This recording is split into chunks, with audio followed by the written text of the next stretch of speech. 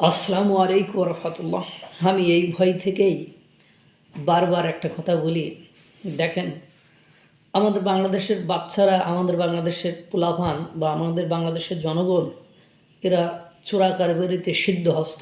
কিছুদিন আগেও আমি একটা রিপোর্ট করেছিলাম যে বিগত কয়েক বছরে যতজন অনুপ্রবেশ ভারতে ঢুকছে 24,000 মতো, সেগুলোর মধ্যে 21,000 শুধু বাংলাদেশি।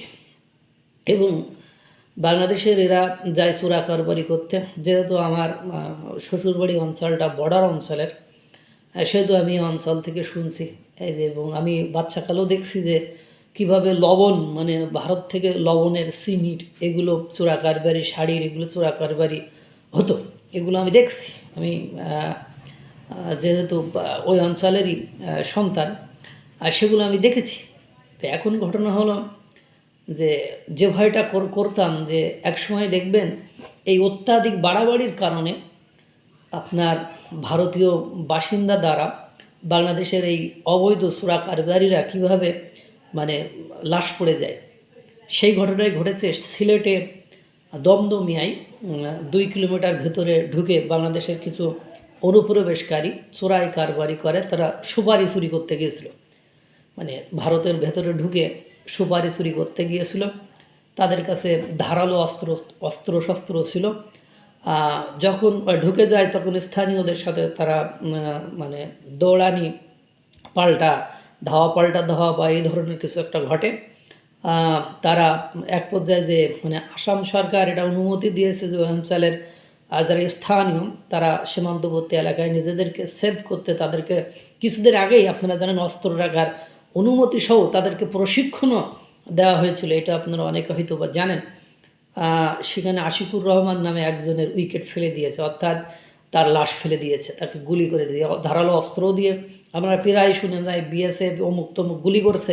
আপনারা জানেন এরা চোরাই কারবারি করতে যায়, যখন বিএসএফ তাদেরকে ধরতে যায় তখন তারা এই ধারালো অস্ত্র দিয়ে তাদেরকে আঘাত করে। যখন এইরকম পরিবেশ পরিস্থিতির সৃষ্টি হয় তখন তারা শ্যুট করে। কিন্তু আমরা তো শুধু শ্যুট করাটাই দেখি, বা আমরা শুধু গুলি করাটাই দেখি, আমরা শুধু হত্যা করাটাই দেখি। কিন্তু কী জন্য করছে, কেন করছে, এটা কিন্তু আমরা কখনো শুনে যাই। আমরা এর আগে শুনেছি যে অনুপ্রবেশকারীদের সাথে বিএসএফের সংঘর্ষ বা বিজিবির সাথে বিএসএফের সংঘর্ষ হয়েছে, কিন্তু এরকম ঘটনা কখনো শুনি নাই যে বা আপনার বাংলাদেশ থেকে যে চোরা কারবারিরা সেখানে গিয়েছে তাদের সাথে স্থানীয় লোকেদের সংঘর্ষে কারো জীবন মানে জীবন শেষ হয়ে গেছে। আরেকটি ঘটনা ঘটেছে কোম্পানিগঞ্জে। ঠিক কোম্পানিগঞ্জেও সেম স্টাইলে অনুপ্রবেশকারী ঢুকছে, প্রায় 1 কিলোমিটারের বেশি ভারতের ভিতরে ঢুকে গিয়েছে। সেও কোনো না কোনো চোরা কারবারি করার জন্য ঢুকছিল। পরবর্তীতে যখন তাদের সাথে মানে হয়, তখন তাকে গুলি করে দেয়। সে গুলি খাওয়া অবস্থায় বাংলাদেশের সীমান্তে এসেই তার মৃত্যু ঘটে, অর্থাৎ সে মারা যায়। দেখেন, মানে বাংলাদেশ থেকে বিভিন্নভাবে 7 সিস্টার্স অমুক তমুক আলাদা করে দেবে, করবে তা করবে, বিচ্ছিন্নতাবাদীদেরকে মানে উস্কানিমূলক কথাবার্তা যেগুলো বলা হয়, ঠিক সেই তারাই ধারাবাহিকতা এই সরকারের, আমাদের বর্তমান যে অন্তর্বর্তীকালীন সরকার আছে, আসার পর থেকেই আসামের মুখ্যমন্ত্রী তিনি কিন্তু অনুমতি দিয়েছেন অস্ত্র রাখার এবং তাদেরকে প্রশিক্ষণ দিয়েছে। এখন সেই বিষয়টি দেখেন কিভাবে আমাদের দেশের জনগণের জীবনের জন্য ভয়ানক এবং মারাত্মক রূপ ধারণ করেছে।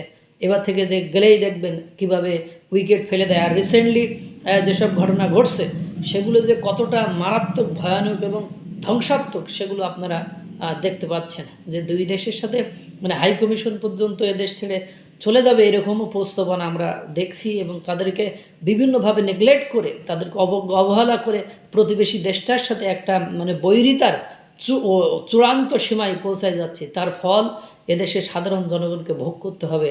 সেটাই দৃশ্যত দেখা যাচ্ছে। 2টা উইকেট পড়ে গেল বা 2 জনের জীবন চলে গেল। আমরা কেউই এটা চাই না, এটা অনাকাঙ্ক্ষিত।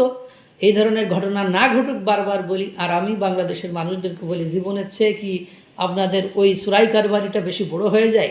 আপনারা কেন যে বোঝেন না, আমার এটা বুঝতে কষ্ট হয়। আল্লাহ তাআলা সকলকে ভালো রাখুক, সুস্থ রাখুক। আসসালামু আলাইকুম ওয়া রাহমাতুল্লাহ।